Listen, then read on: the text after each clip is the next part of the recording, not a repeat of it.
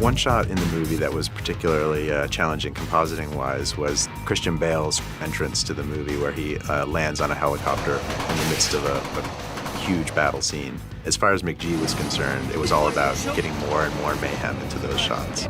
There is always specific shots that you know, okay, these ones, we're going to start on them very early on, and they're going to go until the end. So for instance, one of them, there is like 5 different background plates, and we have to recreate the entire background. We have to blend the different plates and stuff. So this kind of shot, we start very early and we say, okay, this is a problematic shot. We're going to put a crew on it.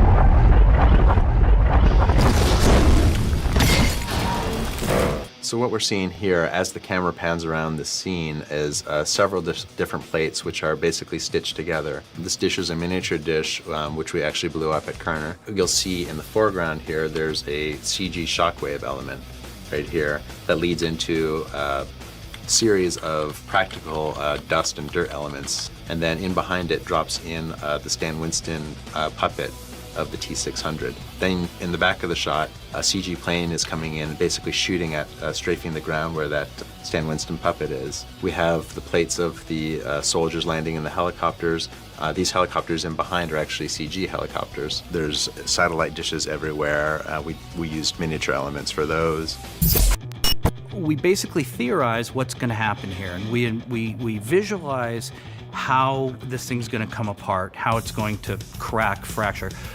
We may go on YouTube and look at, some post-war VLAs from somewhere in the world and see, okay, what did they do after they were actually hit with a surface-to-air missile or whatever it is. This is basically an early animation movie of this shot. You can see by looking here basically how rough everything is. And you can also see really clearly where the different plates come together that make up the shot. No work has been done here yet except just basically planning the shot. We have very simple CG dishes standing in for the miniature elements that we would shoot. You can see basically where one plate leads into the next, and it gives you some idea of the challenges that we're basically facing in a shot like this.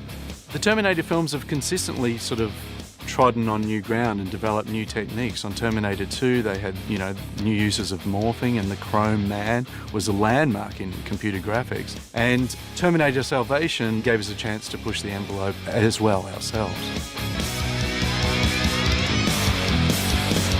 For the destruction of Skynet sequence, Kerner created a couple of different size miniatures for the different shots, 24th scale and 48th scale. To do the tower, we thought, well, this thing has to come completely apart. It has to look like it's completely blowing up. However, we had already done a building that crumbled earlier in the film, and it was pretty extensive. There was a lot of rigging involved, so we decided that we were going to build basically everything that was the structure of the building out of glass. And inside the building, we erected a mortar tree. So the idea was that the mortars would be packed with high explosives. The mortars would go off in sequence heading up the building, and there would be nothing holding them back because everything was constructed from glass. And then when the thing goes off, there's so much debris. It's just a tremendous explosion, a tremendous event. They essentially built about a 10-square block miniature. We have lots of building remnants, San Francisco-esque remnants, apartment structures, stuff like that. Mixed in, you can see some of the mechanical remnants of Skynet. All of the buildings were constructed in a rather strange way, actually. We used ceiling panel material, we call it homosote, and we cross-cut it so it was only about 1/4 of an inch thick. And then we laser cut it so it all had the right window configuration and door configurations and the look of a wall of an industrial building. There were mortars around the base of the tower that were actually blowing outward.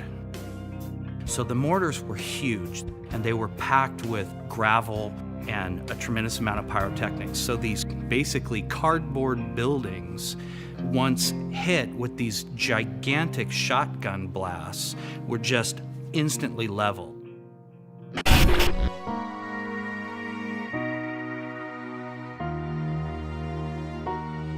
We did everything on this show in one take.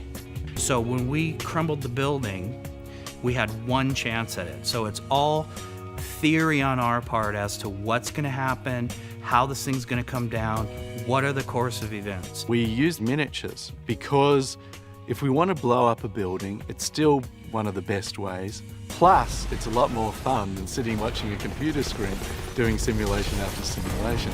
To get out there at night, set off an explosion and watch the building come down. Face it, it's cool. If you could do it, you would do it too. The hydrobots live in the water. Why are they called hydrobots? Because you and I fought them one day and they lived in the water and we said hydrobots. I guess the first description of them is they were just more kind of snaky, plated things, much more simplistic. And then the art department started sketching, and it ended up being far more interesting.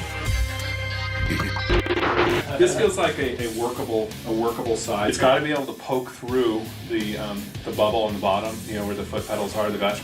I like the scale. The scale that suggests like clamp. Yep. Okay? So it's just like that just goes in and destroys, and this clamps and holds. You just gotta make sure it has that level of menace. This is the first time we actually see a Terminator in the water. So here we actually took the design by looking at eels. The way the eels actually work their way through the water, we actually took that design and then came up with how would you actually make that work. You know, when it actually moves through, what do you actually need? You need to have a pivot point here and a twisting point there. And we engineered the thing to actually work just like Mother Nature does.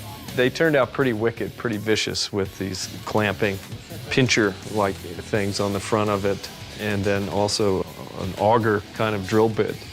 So once they got hold of you, you were definitely be finished. You can see how intricate he is with all the parts, and for what he's had to go through in the film, he had to be both durable and lightweight. Some of it's rubber pieces that have been finished to look like metal, but then there is metal structure inside. So this was a very intricate build. These hydrobots were challenging, not only because of how detailed they were.